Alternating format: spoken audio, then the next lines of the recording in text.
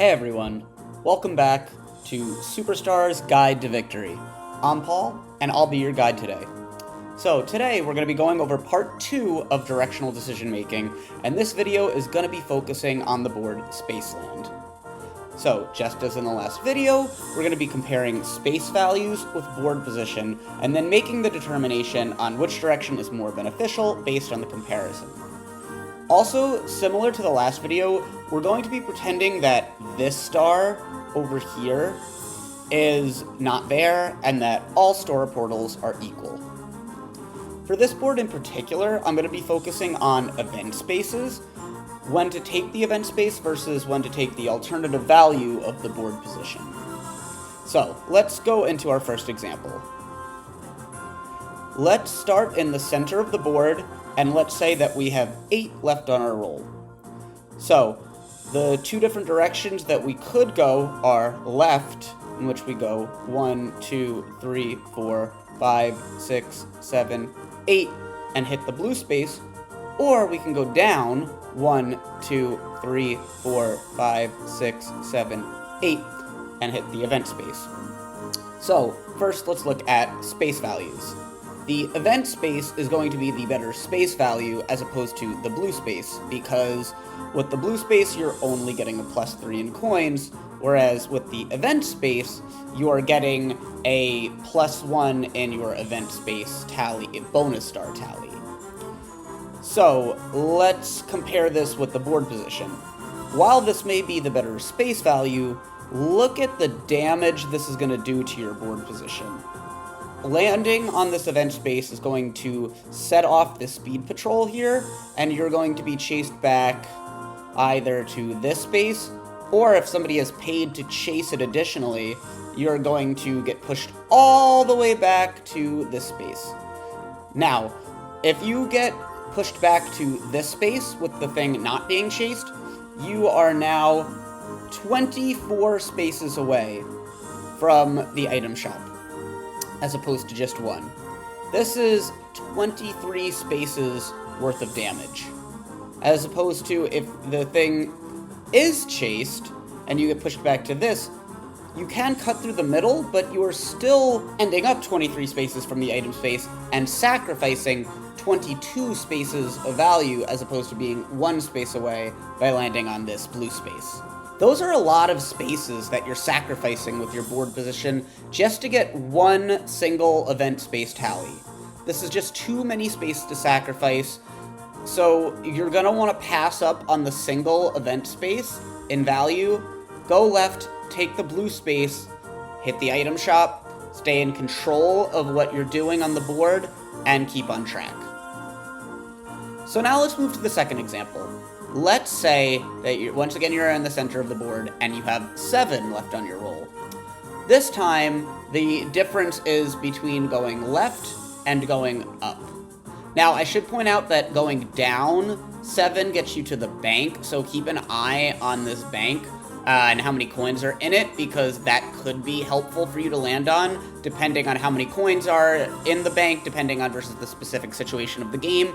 But for now, we're just going to be focusing on going up and hitting the event space versus going left and staying closer to the item shop. So, as we can see, going 7, going left would be 1, 2, 3, 4, 5, 6, 7, hitting this red space, or going up 1, 2, 3, 4, 5, 6, 7, hitting this event space right here. Now, once again, the event space is the better space value, as opposed to the red space, which is a -3 in coins. Just a not good space value in general. But, once again, as we can see with the board position, we're going to be getting much better board position going left than we are landing on this event space. Now, there is a caveat. If this speed patrol is chased, you actually land up all the way down here, which actually isn't that far from the item shop as compared to this red space. You're only 8 spaces away, as opposed to the 2 spaces by landing on this red space, so you're actually only sacrificing 6 spaces in value. If the speed patrol has not been chased, then you'll end up here, in which you'll be 29 spaces from the item shop. Even if you have the key and you're able to go through this gate, you'll still be 17 spaces away from the item shop. This is just not worth the single event space tally, even with the added equity of stealing coins from Boo. So, really what you're going to want to be looking for is if this thing is chased.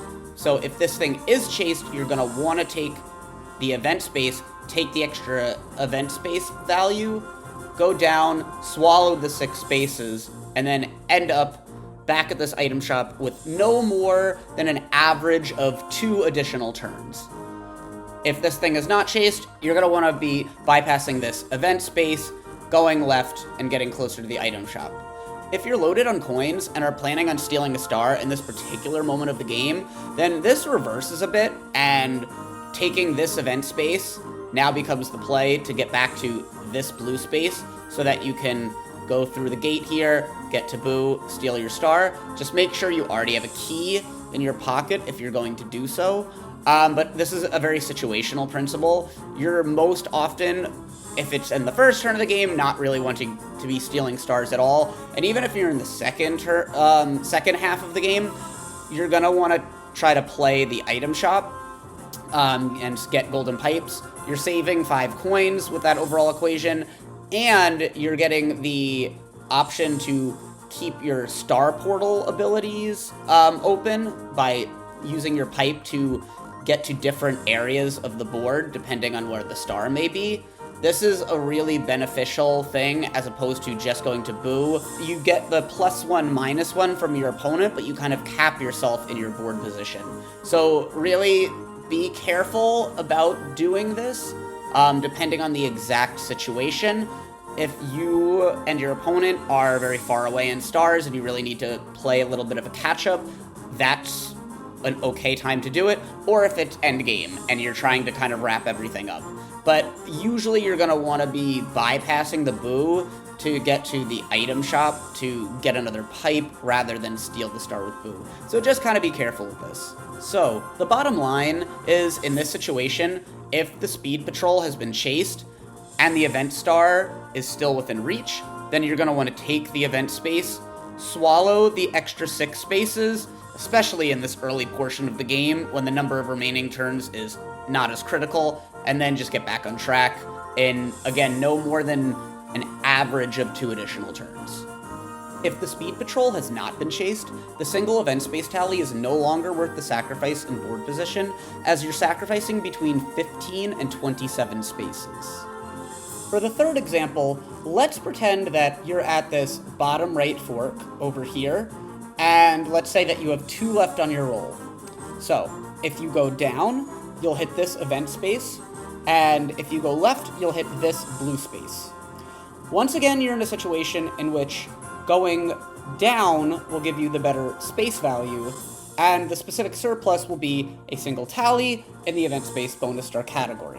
Returning to board position, going left will give you a 10 space surplus towards the item shop if the speed patrol is chased, and an 11 space surplus towards the item shop if the speed patrol is not chased. This situation gets a little more tricky. What do I mean by this exactly? So, let's first of all look at the exact position that you'll end up with in each situation. If you go down and the speed patrol is chased, you end up in this top right corner over here. That means you are 1, 2, 3, 4, 5, 6, 7, 8, 9, 10 spaces further from the space that you would have ended up with had you gone left. If you go down and the speed patrol is not chased, you end up here, which ends up 11 spaces further from the item shop going this way than if you landed on this blue space and just had to cut through this way. The turn value in spaces overall is a little less than 2 overall turns with the 10 space surplus, and exactly 2 turns with the 11 space surplus. So really, it just kind of depends on where you are in the game and what some of the specific variables are.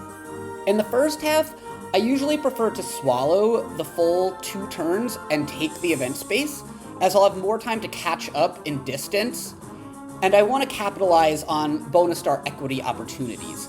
And usually, in the first half, the event space is still within range of being played, and nobody has a huge lead in it.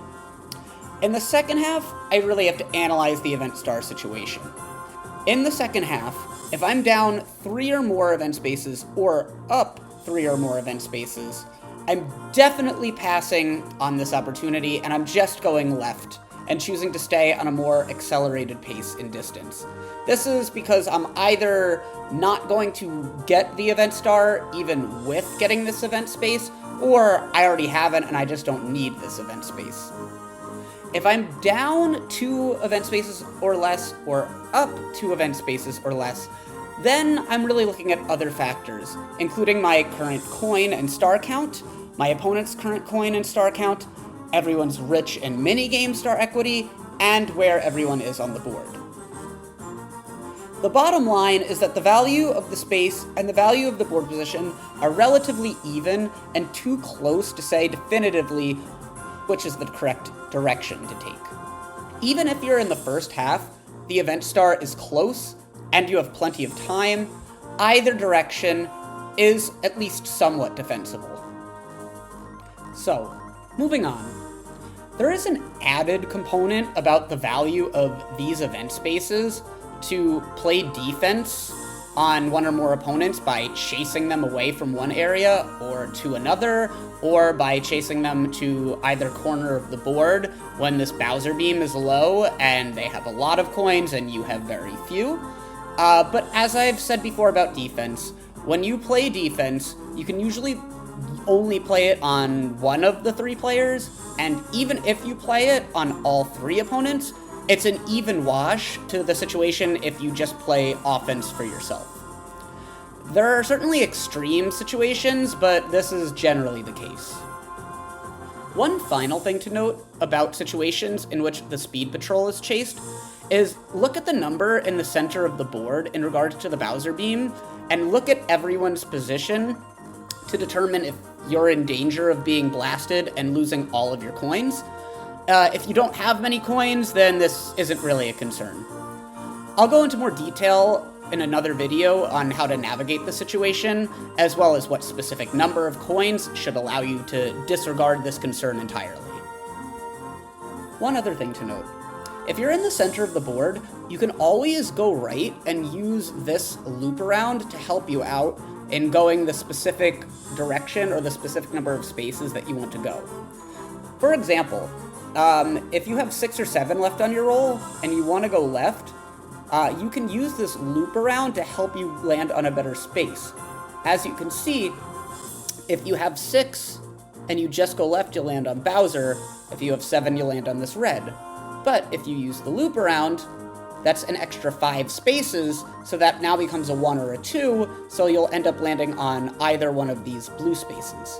So, if we go back to the second example, when you have 7 left on your roll, and you're trying to decide whether to go up and hit this event space, or go left and hit this red space, you can actually just use the loop around, and then hit the blue space, still not as valuable as the event space, but slightly better than the red space. This can also be used in situations in which you want to go around multiple times and get this beam number lower because you're trying to play defense on somebody on the diagonal. I would generally avoid going right if your number is less than 6, because then you're going to be stuck in this area, and you never know what can happen to that diagonal. Multiple people can pass over it on one turn. It's certainly possible. Or even somebody with a triple dice who's right here can use their triple and go around this thing 4 or 5 times. So you never know. Obviously, the caveat in that is if there's a star right here. If there is a star here and you roll a 3 or a 4, you can still go this way, take the star, then you'll land either here or here if you get the 3 or the 4. Just be careful and look at the number in the center of the board. This is going to be one of those situations in which the specific number and the specific number of coins that you're holding is going to matter, as you'll have to kind of use that risk-reward of getting the star versus risking how close am I to being beamed versus how costly will that end up being if I am beamed. In the interest of keeping this video on the shorter side, I'm going to skim through the examples involving the lucky space and the bank, as they're very similar to the examples from the Horrorland video. As you can see here, taking the lucky space will sacrifice you a great deal of board position, 18 spaces to be exact. Whereas going down to hit an item space will only cost you 11 spaces, but still doesn't quite make up for the surplus in value, which is being a free item. Not even guaranteed, and even if this were the case, I'd rather spend the coins to pick exactly the item that I wanted at the item shop, especially in the second half of the game when golden pipes are available. Landing on the bank over better board position really just depends on how much is in the bank at the time. If it's a relatively large amount, you're almost always going to be taking the bank, as you won't be sacrificing that many spaces anyway, as you can see here or here. This, of course, becomes a more complicated decision in the end game, but then again, what doesn't? Lastly, I wanted to point out that these strips at the top and the bottom of the board are affected by speed patrols, so being on one of these two strips means that anytime that anyone lands on an event space on that particular strip, your position on the board will change for better or worse. This variability in board position makes it harder to make plans and control your outcome. This is another benefit of going left rather than going up or down, because you'll get to pass the item shop first before entering the top strip, in which you can buy a key to avoid the top strip by taking this shortcut through Boo. You could buy a triple dice to accelerate past the top strip, or you can buy a custom to control this speed patrol situation by landing on an event space on your own terms. Well guys, that's all I have for today's video. I hope you enjoyed the content. Please look out for a future video with part 3 involving directional decision making on the board Woody Woods. Also be on the lookout for various other topics on the Superstars content as well. Alright guys, thanks for tuning in today. Hope you have a great day. Like, subscribe, share, and I'll see you guys next time.